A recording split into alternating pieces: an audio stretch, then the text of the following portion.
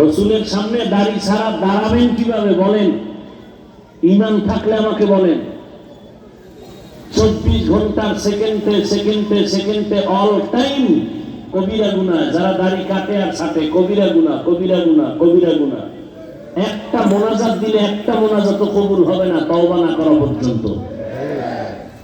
আর আপনি তো ভাবতেছেন আপনি বড় বাহাদুর। আল্লাহ কয় তুই শুয়োরের চেয়েও খারাপ, কুকুর থেকেও খারাপ, তুই জানোয়ার থেকে খারাপ। আল্লাহর দেওয়া নিয়ামত খাইয়া আল্লাহর সাথে গাদ্দারি। পানি কার? বাতাস কার? সূর্যের আলো কার? জমিনের ফসল কার? গাছের ফল কার? আল্লাহটা খাইয়া আল্লাহর সাথে বেঈমানি না? আওলাদে রসুল হোসাইন আহমদ মদনী রহমতুল্লাহ আলাইহি বাংলাদেশে আসছেন, বিশেষ করে সিলেটের জমিনে বেশি সময় দিতেন। আর আপনাদের এই হাটহাজারীকে কেন্দ্র করে চট্টগ্রাম, দুই মানুষ আসতো দেখা করার জন্য। দুই শ্রেণীর মানুষের সাথে মদনী রহমতুল্লাহ আলাইহি হাত মিলাইতেন না। কয় শ্রেণী? এটি লেখা ঘরের দরজায় টানাও। নিজের তো খুব বাহাদুর মনে করো, এটি লেখা টানায় রাখো। রসুলের আওলাদ আসছে দেখতে যাই, হাত মিলাইছে, বলছে দাড়ি নাই, আমার সামনে আসবা না, তুমি রসুলের কলিজা আঘাত দেনেওয়ালা দুশ্মন, দুশ্মনের সাথে আমার হাত মিলাতে পারি না। আরেক দলের সাথে হাত মিলাইতেন না যারা সাহাবায়ে কেরামের বিরোধিতা করে, এরাও রসুলের দুশ্মন। এই দুই শ্রেণীর দুশ্মনের সাথে আওলাদে রসুল হাত মিলাইতেন না। আর আমাদের দেশে বহু আওলাদে রসুল সাইনবোর্ড আছে, পর্দাও করেন। হ্যাঁ, আওলাদে রসুল আল্লাহ গালাগালি করে। আওলাদে রসুল কোনোদিন তো গালি দিতে পারে না। রসুলের আওলাদ, রসুলের আদর্শে গালি নাই, গালি দিবেন কেন? রসুলের আদর্শে তো মিথ্যা কথা নাই, বলবেন কেন? আল্লাহ হেদায়েত দান করুন।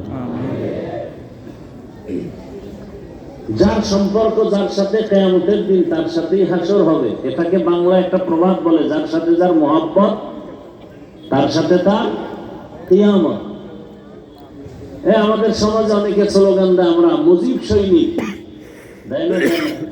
দেয়। আবার একদল দেয় আমরা জিয়ার সৈনিক, দেয় না?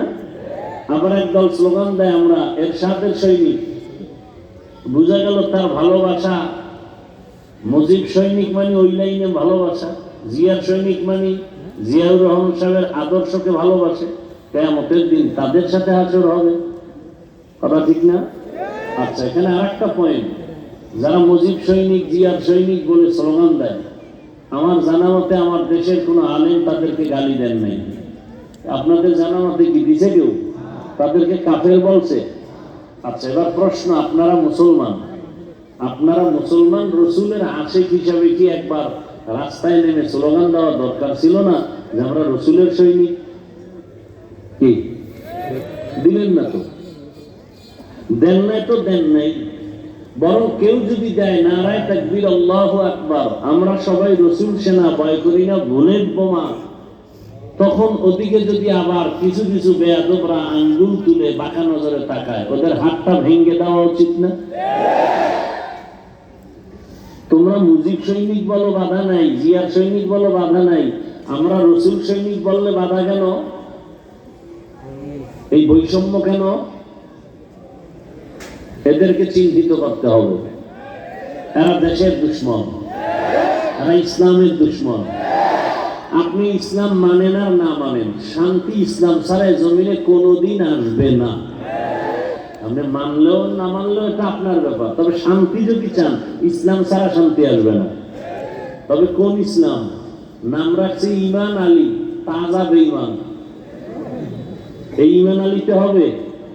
হ্যাঁ, এই ইমান হবে না। দাড়ি রেখে ইসলাম, টুপি মাথায় দিয়া ইসলাম, আল্লাহর বিধান পর্দা ঠিক রেখে ইসলাম। পর্দার বিধান স্পষ্ট, অস্পষ্ট না। অতএব এখানে লঙ্ঘন করলে ইসলাম হবে না। দুনিয়া হবে, ইসলাম হবে না। মদিনার ইসলাম, কোরআন সুন্নাহর ইসলাম। ইসলাম কি বলে? দেখা হলে সালাম দাও, কথা বলার আগে কি দাও? তো মোবাইল নিয়ে হ্যালো কেন সালামের আগে? হ্যালো বলেন কেন? এই ইসলাম আপনারা কে শিখিয়েছে যে কথা বলার আগে হ্যালো? ইসলাম কই? টুপির মধ্যেই কি ইসলাম? দিলাম বাদ টুপি। এবার জামা পরখানা পোশাকের মধ্যেই কি ইসলাম? দাও পোশাক বাদ। দাড়ি রাখো, দাড়ির মধ্যেই কি ইসলাম? দাও দাড়ি বাদ।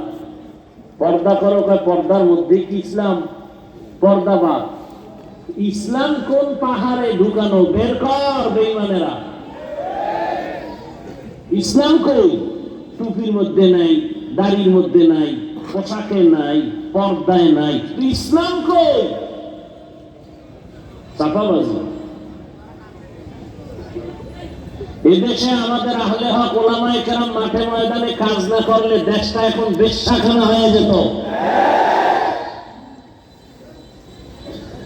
ভণ্ড বাতেলরা টুকটাক যা মাথা চারা দিয়ে উঠে ওলামায়ে কেরামের সামনে আর কথা বলার সাহস থাকে না।